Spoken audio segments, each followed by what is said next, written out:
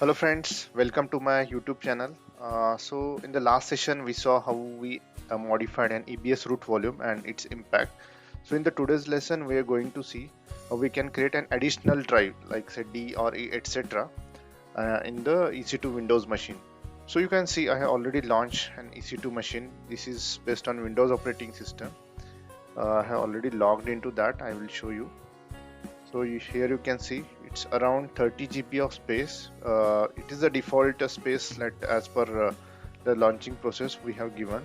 So we are going to see like how we can create additional drives like DE etc. And say we need to add around 100 GB of space. So let's see how we can do this. So let's go to our EC2 instance, click on storage. Here you can see that C drive is part of this 30 GB of storage, and now we need to create additional volumes. So for that you need to click on create volume, and you can select the type. Say I have general purpose SSD, any type you can select, old SSD etc. So for this demonstration purpose, let me select general purpose SSD, the same, and let the size be as 100 GB. Okay, then for the snapshot etc., this is optional, and you can create a volume from a snapshot, or yeah, you can leave as it is default one. And the encryption, you have an option whether you want this volume to be encrypted one or it should be unencrypted. Okay, so you can click on create volume. So now you can see your volume has been created, and this is the 100 GB of space. So please note, like so far it's not allocated. Okay, so the first thing is, after volume creation we need to assign or allocate it to our already running Windows machine. Okay, so this is my Windows machine, and I need to allocate this volume to that particular machine. So to click on that.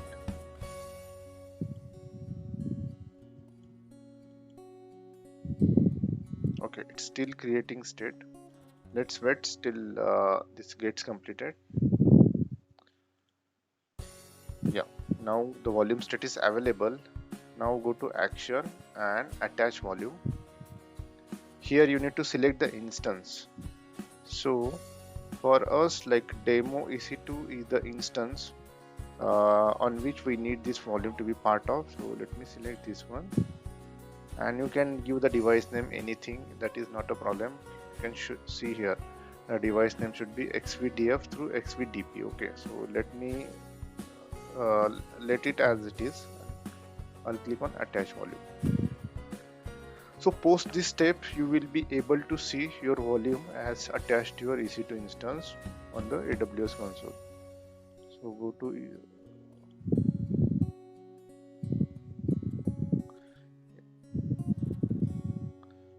click refresh, and here under storage there should be two volumes. Yeah, you can see this is that volume that we have attached, the 100 GB of volume. Okay, so that is the volume we had. So if you go to your instance back, you will see still it's not visible here. So the reason is for us to use that 100 GB of space, we need to identify, like scan the device, then we need to identify maybe, and we need to also format it as per our requirement. So for that we need to go to this server manager.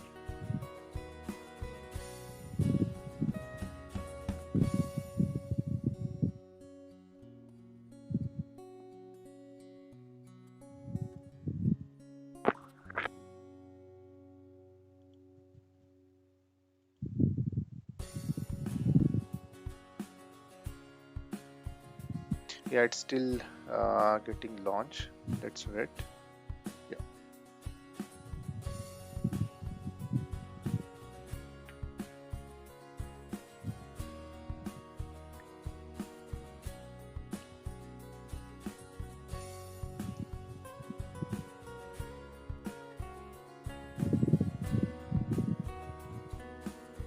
there are several options here.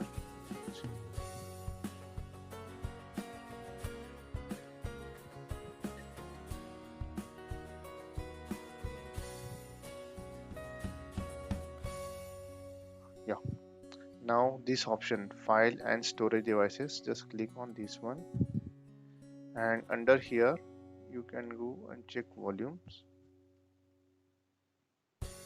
This is the C drive, which is already part of that. Click on the disks. Here you can see there are two disks. One is online, which is part of that C drive, and another is offline at the moment with 100 GB of capacity. So this is the volume that we are going to use. So select this one, right click and click on bring online. Click on yes. So it's changed to volume state has been changed from offline to online now, and still you can see partition is unknown. Okay. So you need to click it again and click on initialize. So do you want to continue? Yes, click on continue. Yes. Yeah. So now you can see the partition is also changed from unknown to GPT state. Now since we need to create partitions like say D or E or F like that, so for that just click it again and click on new volume. So let's create two drives, say D and E, each of 50 GB of space. Okay,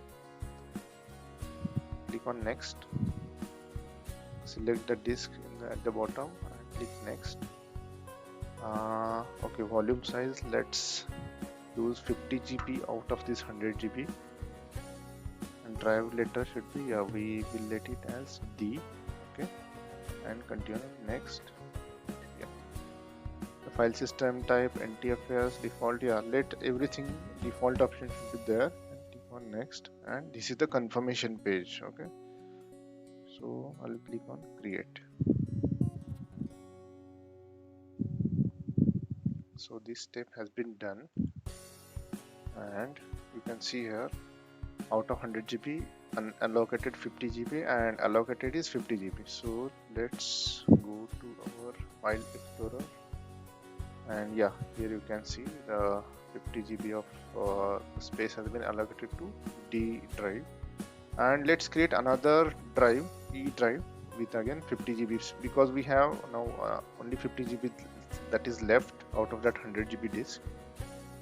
Let's go again here. The process is same. Go to disks. Okay, click on it. Select, then click on create new volume. On next, select the disks here. Yeah, you can see 100 GB. Free is 100 GB. Sorry, 50 GB. Next. Yeah, minimum size should be 8 MB and maximum size should be 50 GB. Yeah, that's correct. Next. I'll let it as E drive.